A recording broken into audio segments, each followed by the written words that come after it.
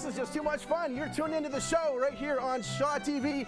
And our musical guest, as you can see right behind us, I do hope you like gratuitous violins. It's the Nanaimo Youth Fiddlers. We're going to have some more great tunes from the group, as well as, hey, if you want to get into fiddling, they might also let you know how you can do that. So stay tuned for that, an interview with Matthew Hoffman later on this hour. Also on today's show, you've probably heard about the amazing organization called Make-A-Wish Foundation. But what exactly is it that they do? We're going to find out as Brian Sugiyama speaks with Mary Prade, who is from Make-A-Wish, and she has done some incredible work. Stay tuned for her story coming up soon. Sticking with folks who do some great service work for the community, we've got Robert Gross here from Lantzville Rotary, and he's going to speak with Matthew Hoffman about an intriguingly named Rotary event coming up called the Helicopter Ball Drop. No word yet if Airwolf's going to take any part in that, so again, stay tuned to find out more about that. As we get closer to summer, of course, so many of our thoughts turn to backpacking and camping. In fact, camping is one event that I always do with intent. Camping I always do with intent. All right, Raymond liked that one. All right, anyhow, we've got 1, 2, 3 segments on this topic over the next hour. Joni will be getting the dirt from backpacking expert Frank Kovich. We're also going to introduce you to the Tillicum Lelum Friendship Center. It's an Aboriginal center that has been providing community services since 1965. And to give you a bit of context, 1965, Gump Worsley was the Stanley Cup winning goalie. My goodness. Well, what kind of services these guys got going on? Lewis Beck's going to find out from Friendship Center Community Development Manager Tammy Wiley and Claudio Aguilera, who's a member of the management team. All right, we're also going to check in with the young professionals of Nanaimo, another great group that does wonderful work in the community for networking as well as service. Rachel Lowinger, who claims that she's the youngest professional in the whole wide universe, she'll be speaking with YPM members Morgan Kenna and Anu Mayer. No, you did not miss the election. All right, also be sure to stay tuned for our regular Magic Moments segments with Illusionist Michael Berends. You won't believe your eyes, of course. But first off, Rachel, she's got a segment for us about another society making some positive contributions to a country all the way across the globe. So whether you have Carey Price in your hockey pool or not, you're about to be cheered up by some great news by some wonderful folks right here in Vancouver Island. It's the show, and it's right here on Shaw TV.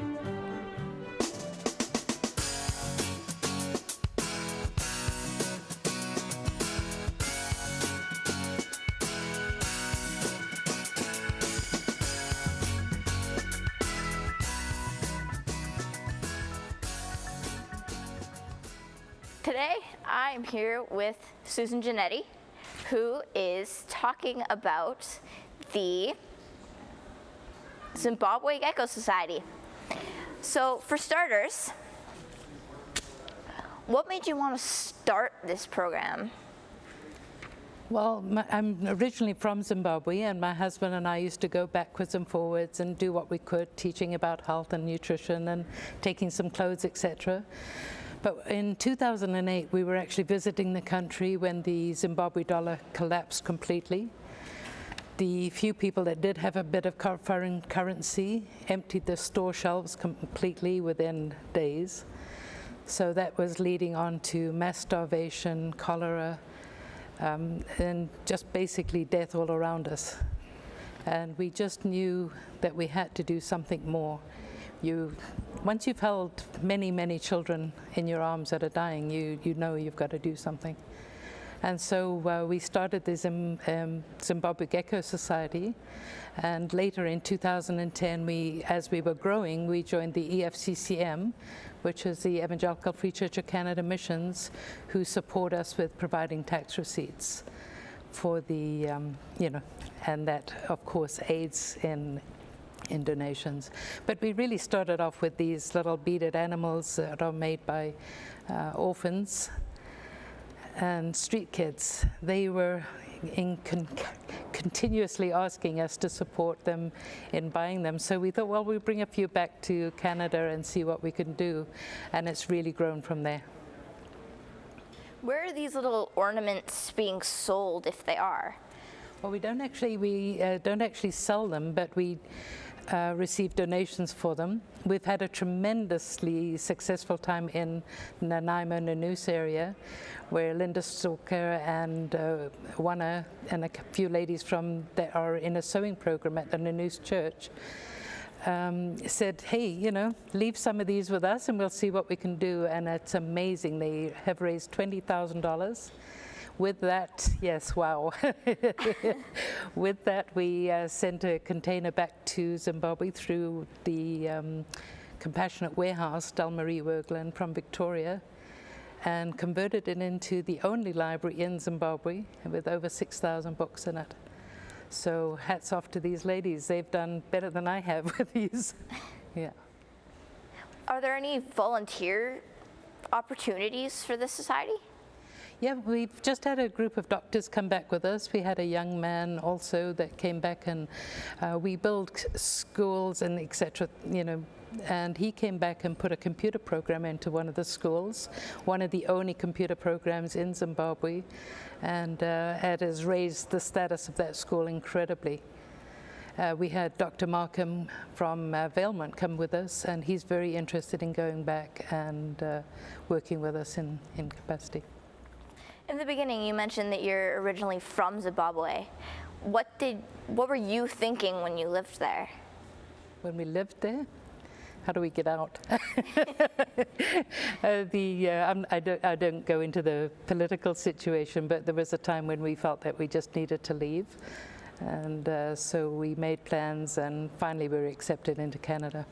My father was actually a Canadian soldier, so it made it that little bit easier. He fought for Canada in the World War II. That is really great. Unfortunately, we're out of time though. So thank you for going on. We learned a lot. And now we are going to move on to Brian, who is learning how to make a wish. Thanks, Rachel. Have you ever been out and about and got that sugar urge for some candy? Have you seen these machines around? Today I have with me Mary Prade, who is the candy lady. She's known around town. She operates candy vending machines from the airport right up to North Nanaimo near Costco. And you contribute from the revenue from these machines, which collect candy at a whopping rate of 25 cents per vending machine at each outlet, to the Make-A-Wish Foundation. Tell us a little bit about that group, Mary. Well, the Make-A-Wish Foundation tries to grant wishes to young children that have developed cancer or some other life-challenging illness, and they just have a wish when things don't seem to be going right for them, and the Make-A-Wish Foundation likes to grant these wishes, and they are able to do so by donations to the foundation. And believe me, they have many donors, not only myself, but are very grateful to be able to have the funds to make these wishes come true. Now, you've been working on this for over 10 years here in Nanaimo, and you're maintaining these machines, you're filling these machines. As a matter of fact, you brought some samples, and these new sour jelly beans are just great because they're not too sweet. But I want to ask you, very often people would say, well, is this money all going to Toronto, where the head office is for Make-A-Wish, or are there some projects that Make-A-Wish is funded locally? Well, that was my wish. When I have been doing this labor of love, I call it, I called Toronto and I said, I have over 40 of these vending machines around Nanaimo, and I'm maintaining them. The locations, such as Shaw TV, have donated their space for the units in regard to helping me raise funds for the Make-A-Wish Foundation. And in talking to Toronto, I said I would like some return to come to Nanaimo, and if not Nanaimo, maybe Vancouver Island, so I could show my locations what we've done together, where the funds have been raised, and that way they'll feel that there's been some return to our community. Okay, so one of those a few years ago was people know about the McNabb corn maze, but Mr. McNabb has was it a granddaughter? Yes, that's correct, granddaughter. Who had cancer at the time? Yes. And one of the wishes was that she could go to, was it Disneyland or Disney World, I guess it was, and Make-A-Wish funded their trip, the family trip? Yes, the Make-A-Wish Foundation, the little the little girl, she wanted to meet Mickey and Minnie Mouse. And her wish was to meet Mickey and Minnie, and that was made available, and the Make-A-Wish funded a tour. It had to be to Florida because that's where the Disney World Hotel was, and the family was given a trip there, and she got a personal meeting with Mickey and Minnie Mouse, and that was her wish come true. And that had an impact, because now Mr. McNabb is now making a continuing contribution to Make-A-Wish, as he said to me. Yes, he was so grateful. He still is a farmer in what he does, but as far as the corn maze funds, as I understand it, he was in a story was written about him holding up a pumpkin, and the corn maze funds are now going to Make-A-Wish. Wonderful. Really nice, yes. And then something else that happened a little later for a young lady in Nanaimo. She was 17 at the time, Geneva, and she has a disability and needed a computer. She didn't have that, so they funded a computer for her. Yes, this Nanaimo girl, she had a disability, and I don't know what form of cancer it was, but she was had to be removed from high school for treatment, etc. And her wish, so she could communicate with her, email her girlfriends, and keep in touch with the world, she wanted a computer and do some homeschooling, and Make-A-Wish funded. She said that even a used computer would be wonderful, and Make-A-Wish funded a brand new computer system for her. Well, that's two great stories, Mary. I wish we had more time, but we have to wrap up. Again, if you see these vending machines out and about town, the funds do go to the Make-A-Wish Foundation, so it might be a little bit of a vice for you to indulge in the candies, but they just realize the funds, those quarters collected, are rolled by Mary, sent on to the Make-A-Wish Foundation. So let's head over to Matthew, who's going to look at another great service club doing a great project. Hi, fundraising can be difficult in today's society, but Robert Gross has found a fun and different way for public to support the good work that the Rotary does in today's community. The 4th annual helicopter ball dropped at the Fairwinds Golf Course on June 6th. So, Robert, thank you for coming to the show. Thank you. What is the purpose for this fundraiser, and why a helicopter golf ball drop? Well, Rotary is all about having fun. And the public, they get a little bit tired. They're asked so many times to donate their money. So we wanted to have a win-win proposition. And rather than just buying a simple raffle ticket and pulling it out of a bucket, we've gone to new heights, so to speak. So what we do is we sell a maximum of 1,500 tickets at $20 each. And each ticket gets you an opportunity to win up to $6,200 in prizes. So cash is good, so $2,000 in cash. $1,000 at Canadian Tire, $1,000 Quality Foods, 20-game pass at Fairwinds, and my favorite, a helicopter ride for 3 of your friends in the helicopter for an hour around Nanaimo. So that's the prizes, and that's great. People do that. But the money is really staying in the community and being used by Rotary to serve its projects. And just to make it even more fun, for your $20, you also get $25 in tickets at 5 local restaurants in Nanaimo. And $5 off times 5 is $25. So for 20, you got $25 back, and you got to support the community. And we're going to have a lot of fun, because we don't just pull tickets. We load 1,500 golf balls with the number of the ticket on it, put it in the helicopter, fly it over the first fairway at Fairwinds, and from about 150 feet, bombs away, down they go, 1,500 golf balls all at once, and we have a flag stick, and the 5 closest balls to the flag stick win one of the 5 prizes. Oh, that's awesome, and I know a lot of people are going to want to get involved with this, especially to see the helicopter. How can the community get involved and obtain tickets? Okay. Any Lantzville Rotary member is out there more than glad to sell you a ticket. And we're out in the public at Canadian Tire stores, the Canadian Tire in Nanaimo. We're there on the weekends, Saturday and Sunday, usually 10 to 2. We're at the Quality Food store at Northridge and Quality Food at Nanoose out Red Gap. And otherwise just contacting a member. You'll see us out and about, and there's 1,500 opportunities, so we'll save a few for you. That's awesome, thank you. And can you tell us more about the Rotary and what sort of things they do in the community? The Lantzville Rotary, we've been going for quite a few years now. We're one of 5 clubs in Nanaimo.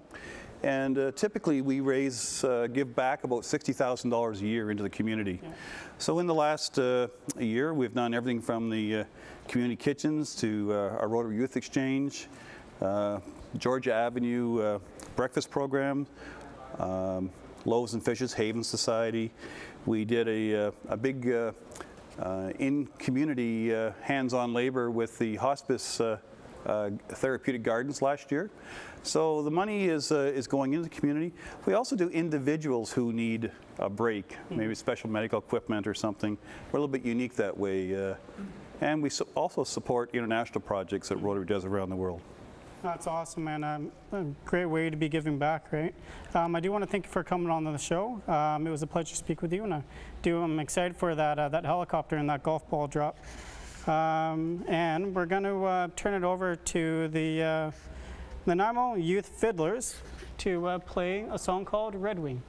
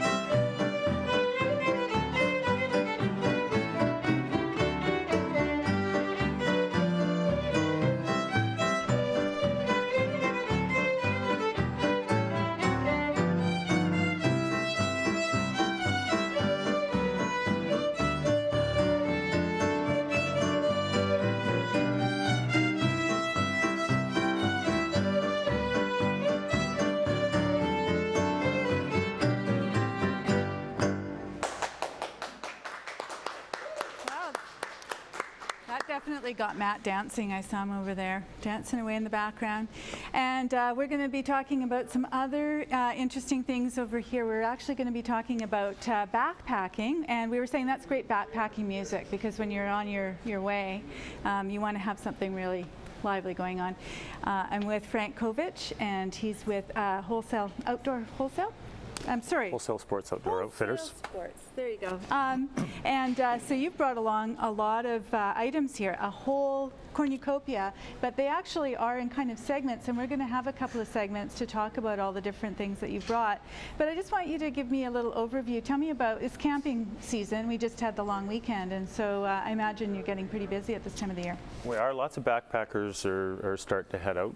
A lot of snow starting to lift off the mountaintops, but the beaches are always there, like the West Coast Trail and Cape Scott. Yeah. So this is basically your house on your back for backpacking. This is great. And so, yeah, you've got all sorts of different things. We're going to be talking about the clothing. And so you're talking about safety, though. That's something some people don't really consider when they're thinking, you know, they're getting everything in their backpack and they're thinking they don't have any more room. So, you know, what's with the safety stuff? But you've got some things here that should probably go along for the ride. Yeah, more and more people are starting to become bear aware So bear spray becomes quite a popular one to be able to carry. I want to ask you about that because I heard that there was a cougar on Gabriola, which is where I live, and so this is not just bear spray, but can you use Bear Aware for other things? Yeah, I mean bear spray will work on a cougar, of course. Okay. You just have to know the cougar is going to be in front of you. Most contact with bear is usually face to face, where okay. contact with a cougar might not be face to face. Well, I hope we never have to Right. make that contact. Anyway, so carry on. So look at bear spray as being defense. Right. You have about 5 meters that you would be, deploying the spray at a bear. Okay. But that, like, an air horn would be more of a deterrent. So you see a I'll bear bet. down the trail, you can let the air horn go, or carry a whistle, Right. noise, Right. That was my dad's bells. trick. Yeah, just lots of noise. Usually when you're hiking, you're not hiking alone. If you're hiking with somebody, if you keep Right. talking. If you do see a bear start singing, even if you sing like That Matt. definitely gets rid of anybody when I start singing. Yeah. So we've got the bells. I didn't even see them. Yeah, there. bells. A lot of people will put those on a dog, just so that making a noise. Some people tend to think a bell might be a little bit more of an attractant to a cougar because it's kind of a high-pitched sound. Hi, I'm here. Dinner time. The jury's out. Yeah. So then we've got what other things there? You got some Band-Aids and various things that are. Yeah, first aid kit is always a must. A bit of an emergency shelter, navigation. Navigation. Yeah, GPS. That's a big deal when you're in the forests here. I mean, people get quite disoriented sometimes. I've heard people going up by Westwood Lake, actually up on Mount Benson, getting disoriented. Definitely. Even on Mount Benson, you might stay on the top too long, and as you come back down into the canopy, it's a lot darker. Yeah. And now you kind of lose your way. Hence, another essential would be a headlamp, because the trail might only be 5-10 feet away from you. Right. But there it is, but you can't see it because it's And too heaven dark. forbid if you do get stuck overnight, or if it gets dark, then you've got your headlamp there too. Yeah, it's always a little bit more comforting to have a little bit of light than to be sitting there in the dark. Right. So, and you've got, what's this other thing in the box here? It says In the box, it's called a spot. Okay. So it's an actual tracking system. You can. Just gonna turn it this way. So That's right. You can send signals back to somebody that can track you on Google Map or Google Earth. Oh, so like a GPS? It's not really GPS. It's only send signals. It won't receive any signals. Okay. So it's something that you would, but it does have an SOS, a complete SOS signal that would go to a search and rescue center. Right, okay. Well, that's really handy too. So these are, because there's no fun when you start getting lost and having problems. We don't want to focus on that too much, but I know it was a priority when we were talking. You were saying that's safety first, right? Peace of mind out there. You might not. You kind of hope you take all this safety stuff and never use it. Right, exactly. So I was raised with a very super cautious person who always carried 40 gallons of water in the back of the car and that sort of thing. So I really agree with you that we need to be taking a look at that. We're going to come back. He would have been your hero if something happened. Yes, he was very often, and always have that can somewhere in the boat, so in case you're hungry and deserted like Gilligan. Anyway, we're going to be coming back and talking about some of these other things, but meanwhile, we are going to throw it over to Michael. Oh man, Michael! Yeah, he's way over there. Michael with his magic moment. It's Michael Berends here with the Magic Moment here on Shaw TV on the show. And you know what? Today's day and age, modern times, everything happens real fast. I find I don't have a lot of time to do anything, and as a magician, I got to come up with ways of doing things a little faster, like taking a card deck out of the card box, like something like this. Here we go. That's it. Look at that. Out of the box, pretty quick. Got to get myself out of trouble a lot of times too, sometimes I bring the wrong deck. This is a blue deck. When I need my red deck, it happens like this. Wow. That was pretty quick. Did you see that, Charlotte? Seriously, that's right.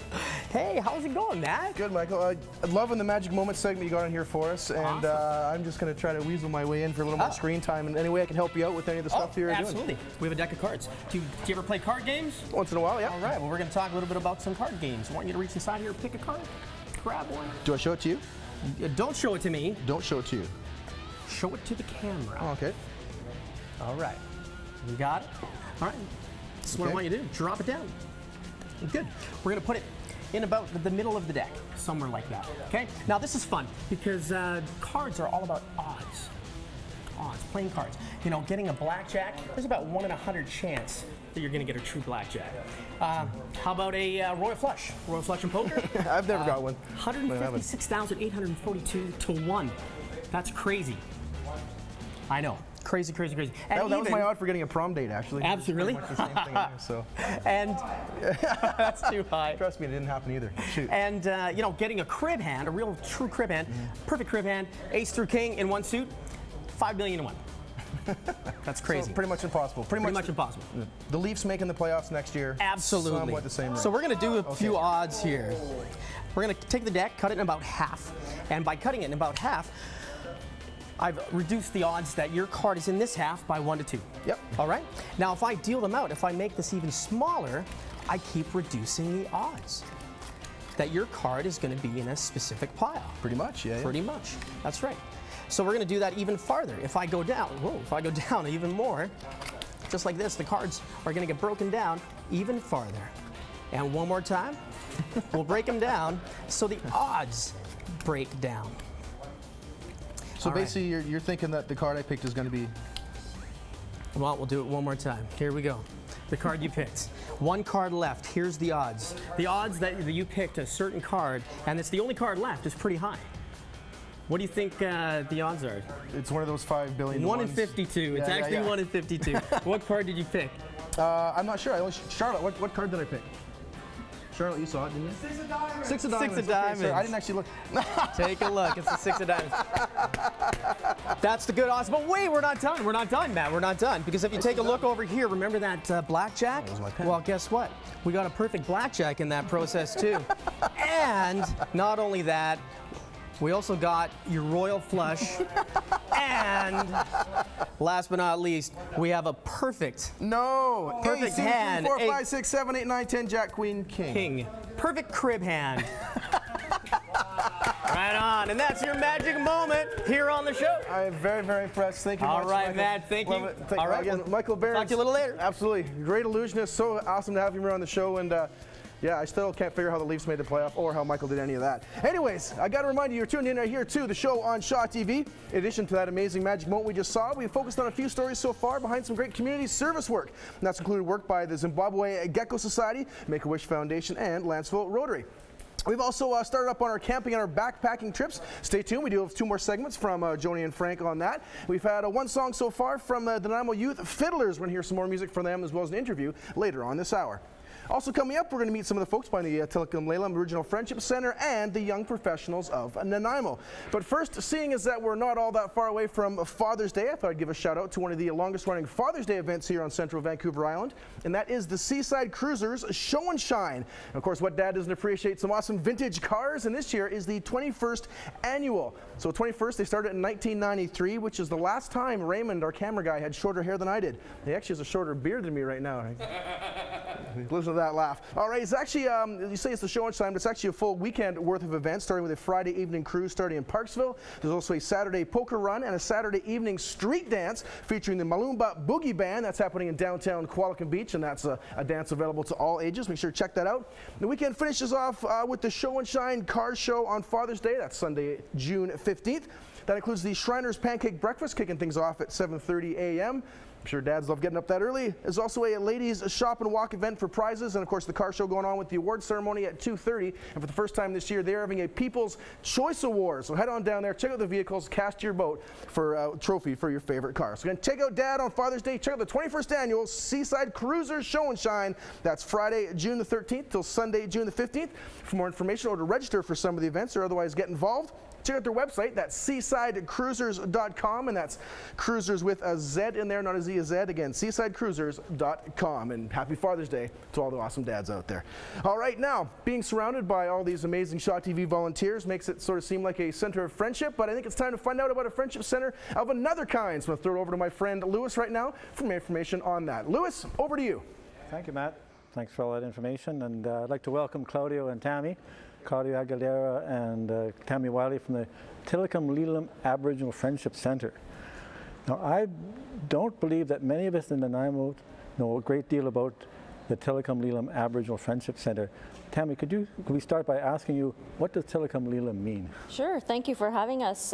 Tillicum is a word in Chinook for friend. Lelum is a Hulkaminam word for house, so friend house. Makes sense, makes good sense. So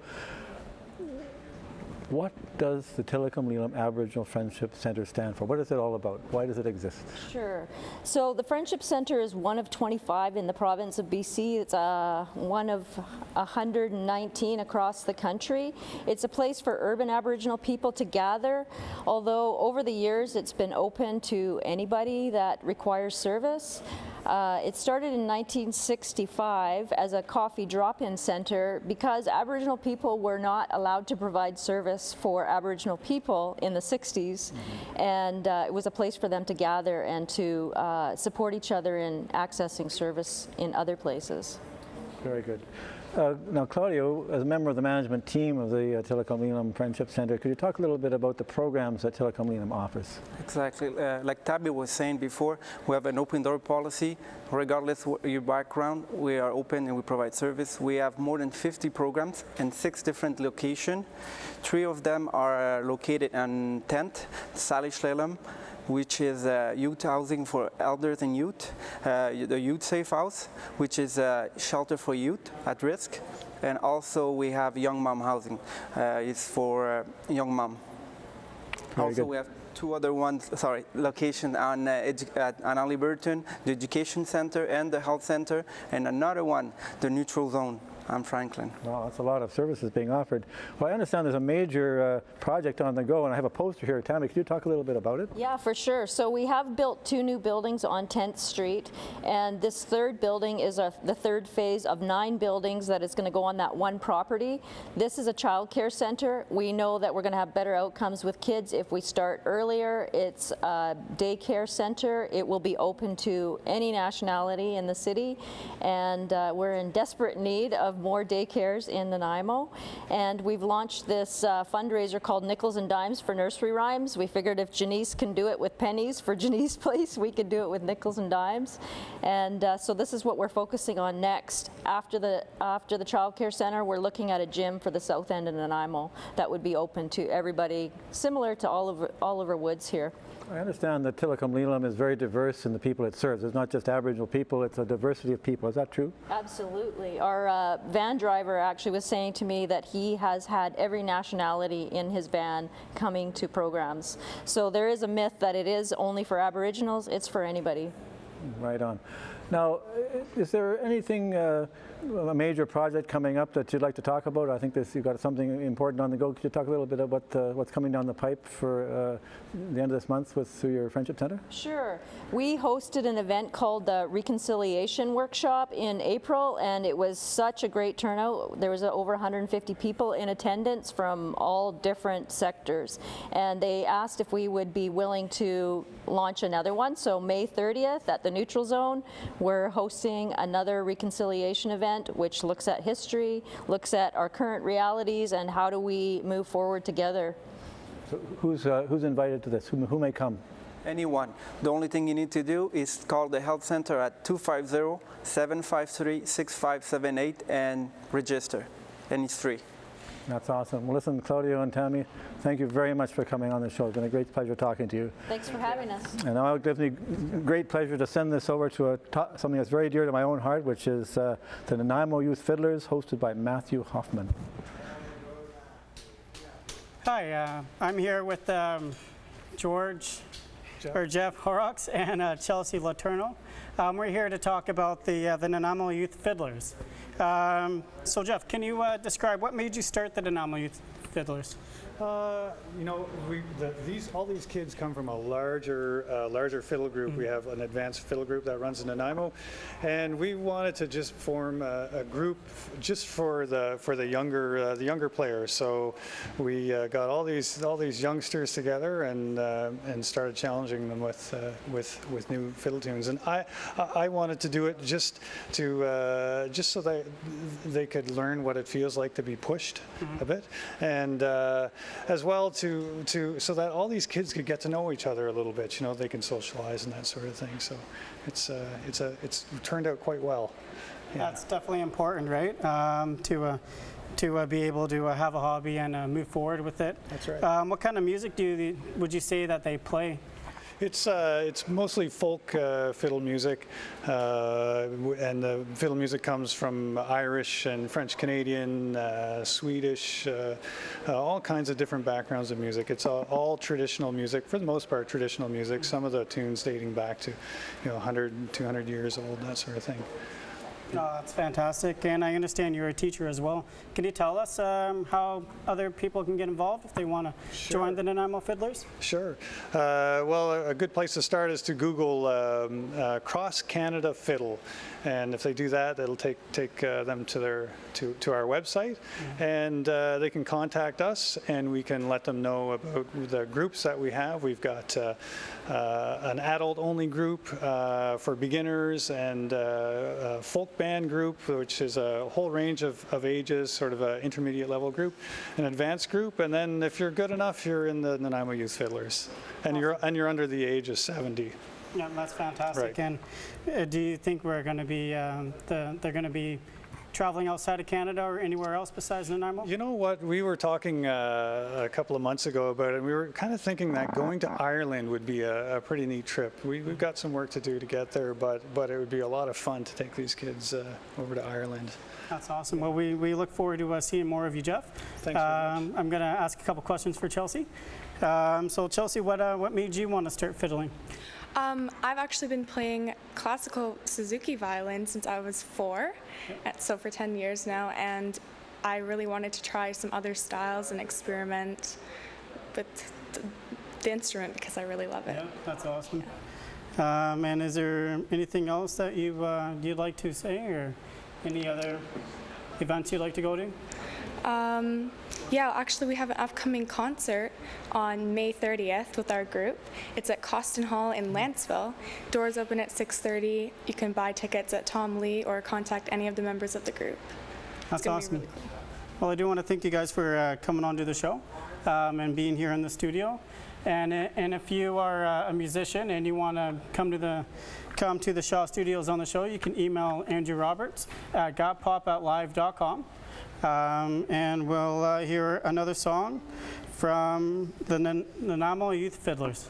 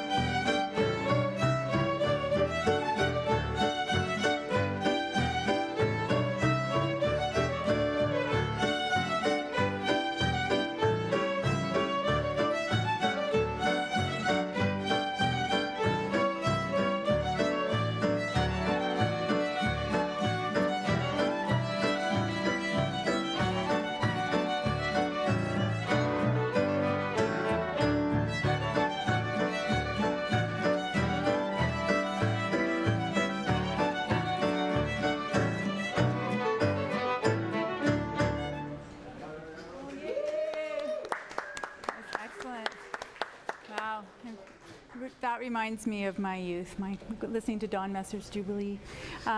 So anyway, we're back to backpacking again, and this is Frank Kovich, and he's from Wholesale Sports. And we've got a variety of different things here, and we've been talking about safety, and now we're going to talk about some really practical things. The clothing that you want to wear when you're going camping. You're saying avoid cotton. Yes, kind of the phrase in the outdoor industry, being outdoors, is cotton kills. Cotton wants to absorb your perspiration, and it's not hydrophobic, and it takes forever to dry out. A pair of nylon pants out of the washing machine as opposed to a pair of jeans. Jeans are soaking wet, need to go in the dryer. The nylon pants are almost dry. I learned that going skiing. Right. Yeah. So it acts the same. It wants to actually draw your body temperature to dry if there's no temperature for it. Well, it's particularly true here because we've got the West Coast Trail. We've got all these places where it's probably going to rain, or you're going to be around some water anyway. So you've got these handy dandy little bags. What do you call these? Compression bags. They have stuff your clothes in, just space saving. They're not waterproof, but they are water resistant. Right. So you stick everything in there. Just as you say, compression. Oh, we could get a lot of stuff in there. Right, you can. Yeah, and then your this would lid. be great if you're going, even traveling, you know, across the world. Definitely. Paddlers use these, travelers, you know, and then pull your straps down and it becomes much smaller. That's great. So you've got socks here. You've got, these are... merino wool socks. Again, no cotton. Right. Good, if you are backpacking with a heavy pack, you would definitely want some kind of a sturdy boot with a high cut to it. We have a couple of packs in the front there that, if the camera can get them, we were talking about backpacks because that's really important too, to have a backpack that actually fits your body and that is well balanced. People don't really think about that. Exactly. It needs to fit your shoulders and your hips properly. You're carrying anywhere from, depending on what length of trip, but anywhere from 35 to 60 pounds on your back. Yeah. You know, it's a must. You shouldn't buy a pack unless you put it on. So you would be doing that. You'd be helping people find the right pack for their bodies. Definitely. Most outdoor shops would. Okay. Well, you know what? We've got some other things here. We've got some tents. We've got, and this is a sleeping bag or sleeping roll, or do you still call them sleeping bags? That's a sleeping bag, yeah. Okay. Yeah. And we've got the tent here. What have we got? That's a little compression pillow. Oh, very cute. comfortable. Oh, well. My daughter's got me one. It's not the feather pillow that I'd be used to, but hey, you know, that works. And then you've got this for the ground cover. Right. This is your sleeping roll. Right. I like your mat. Yeah. Like a mat. He's not coming in. No. Yes. Every time we say the word mat. Yeah. Oh. Here, there he is. Anyway, so yeah, see, he's a bit of a camera hog, isn't he? So we've got. This is basically what we're going to be putting into the pack, and well, I suppose we're going to have some other things we're going to talk about in the next segment. But that's what we are going to actually be carrying on our back for the most part. So now we're going to be going over to Rachel, and she's going to be having a chat with some young professionals, of which she is one. Thank you, Joni. Now I am here with Anu Mayer and Morgan Kenna, and we are talking about Young Professionals of Nanaimo, or as it's also known, YPN. Now, for starters, what is YPN? It's the best thing ever. I say Young Professionals of Nanaimo stands for young people in the community that got together and created this beautiful organization, as you would agree with me, about making difference. So it's all volunteer, and we try to make a statement and make it, you know, go from there. Morgan knows more about that, so it's been... We're a member-centric organization focused to provide opportunities for our members to look at professional development, business networking, social networking, and community involvement. You mentioned the volunteer aspect. What exactly do volunteers participate in? We've got, as volunteers, we have this community event coming up called All Sports Channels.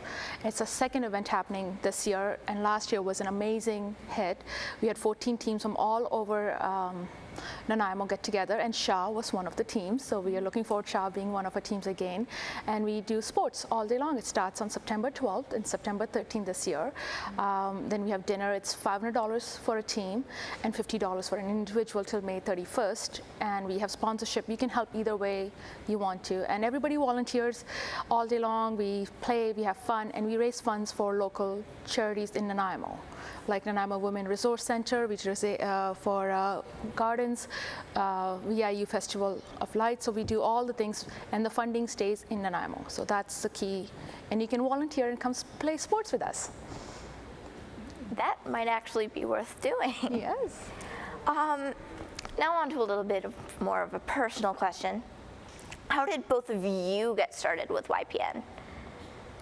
Well, I got started, I moved to the community about 3 years ago, and I was looking to rent a place, and my landlords actually were YPN members, and they encouraged me to come out, and that's the way I can meet some connected people in the community and see how I wanted to give back and what I wanted to participate in. So that's my story.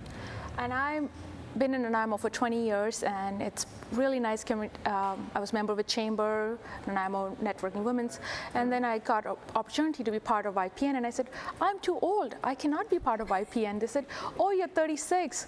Mike Delves, who was one of the creators, he said, I'm 38. I'm even much older than you. So last 4 years have been a blast, and it's been amazing to be part of YPN that way, and that's how I became a member. Now, mentioning ages, are there particular age restrictions, or is it just anyone that wants to? What do you think? The focus is for young professionals under 40. We don't really have a lower age cap, but the idea is that you're working in a professional field and you're living and working in the Nanaimo region, and up to 40, and then we look to inaugurate you into our alumni after 40. Which I'm looking forward to be on. But our All Sports channel, coming back to that, is about every age. So you don't have to be under 40 to play any sports. You can be any age and come play with us. So that's what we're looking for. Anybody who can come volleyball, soccer, dodgeball, bocce. It's a fun-filled day. So all age groups are welcome for that. And it's not highly competitive, so you don't have to worry about submitting your all-star team. It's for everyone who wants to participate and have their money go back to be invested in the community and volunteer efforts. So, lost my train of thought.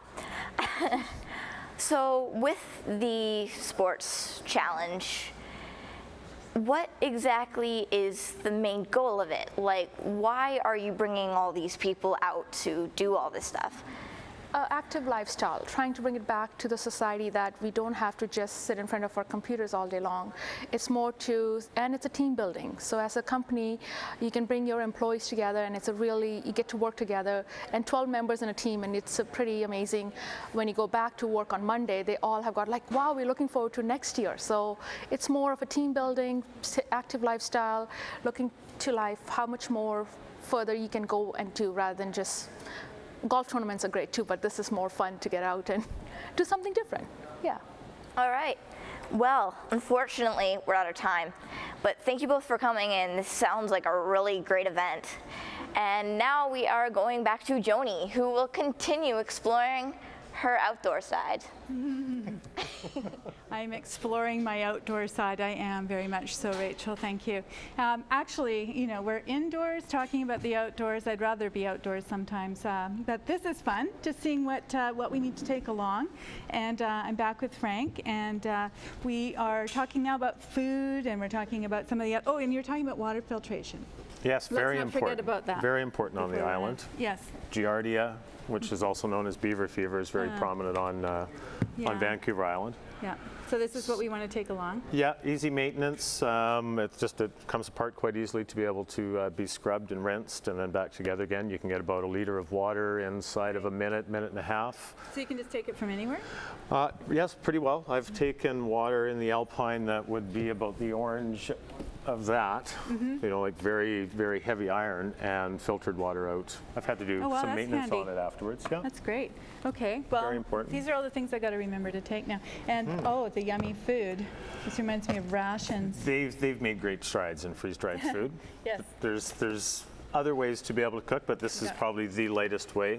We always take bagels in a fry pan and do them up in olive oil. It's a nice way to subsidize freeze-dried food. Well, this is spaghetti and sauce. Yes. Who'd have thought, eh? Yeah. It's amazing. Campfire chili macaroni. Yeah, There's lots of flavors in your breakfast too. You can do breakfast, muesli or granola. These are really lightweight, and you can just kind of squeeze them in there any old place. So that's great. Yeah. So this is, what's this thing? So this is a fuel container bottle. for a liquid stove. Okay. So a liquid stove, if you're doing longer trips with a longer pack down there, you know, 6 days, 5 days, or longer.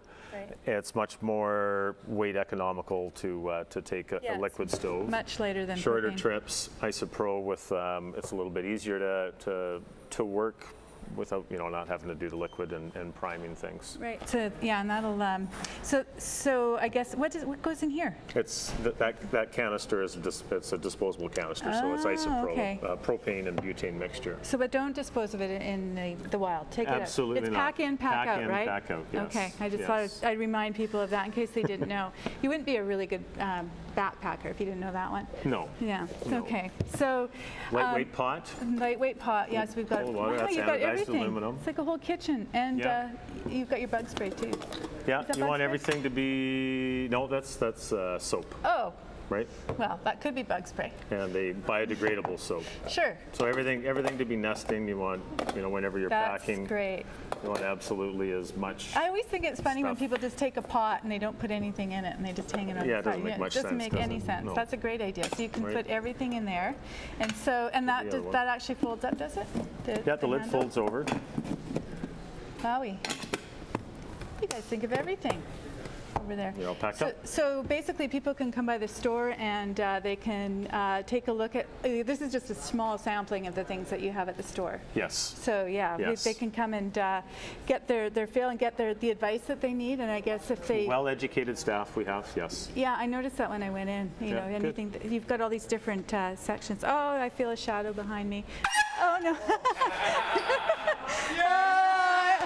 We got it actually got Nat to go off camera. I was gonna say. It's got great value, this thing. I just want to know what part of Everyone backpacking needs one of these. involves balloons. That's what I want to know. Well, you put those in there just to fill up the extra space. Okay, And they perfect. don't weigh much. Yeah.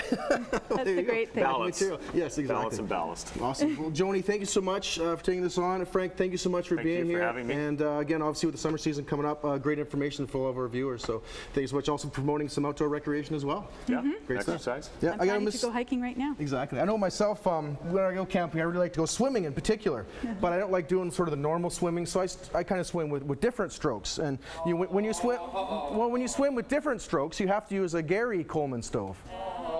A Gary Coleman stove. That is an old joke. All right. Let's bring it back to Vancouver Island. I love camping and swimming on Vancouver Island, especially swimming in gold streams. In fact, I should tell you about my short British friend Trevor. He's actually one of the main park rangers here on the island. And if you leave your fire going, you won't feel the wrath of Khan, but you'll feel the wrath of Trevor. That's for sure. I'm telling you, do not want to mess with my short British friend Trevor. My short British friend Trevor, because it's not often that the little Englishman falls. All right, Englishman falls. All right. Oh, I know Todd, the director right now, is saying when I retire, my friends got to do a Winnie roast, whatever that means. All right, I better prepare a really good rebuttal lake to those Wickaninnish witches of the West who will be there. Anyways, it's time to really move on. So I want to thank all the guests, all the hosts, all of our staff and volunteers in front of the camera and behind the scenes. Hey, actually, you can find us on Facebook now. Check it out on facebook.com/The Show on Shaw. You can also find some previous episodes on there, some photos of all of the shows. You can also search for Shaw TV Central Vancouver Island YouTube page as well to check out some past episodes. And hey, if you have a good idea for us here on the show, or if you want to be featured and know someone who should be featured on the show, drop a line to our executive producer, Melissa Hall. Her email address is melissa.hall@sjrb.ca. Once again, melissa.hall@sjrb.ca. We would love to hear from you. All right, it's time to move along. One more song, though, of course, from the wonderful Nanaimo Youth Fiddlers and behind us. This track taking us out called Trip to Pakistan. Once again, on behalf of us all here at Shaw TV, thank you so much for watching the show on Shaw TV.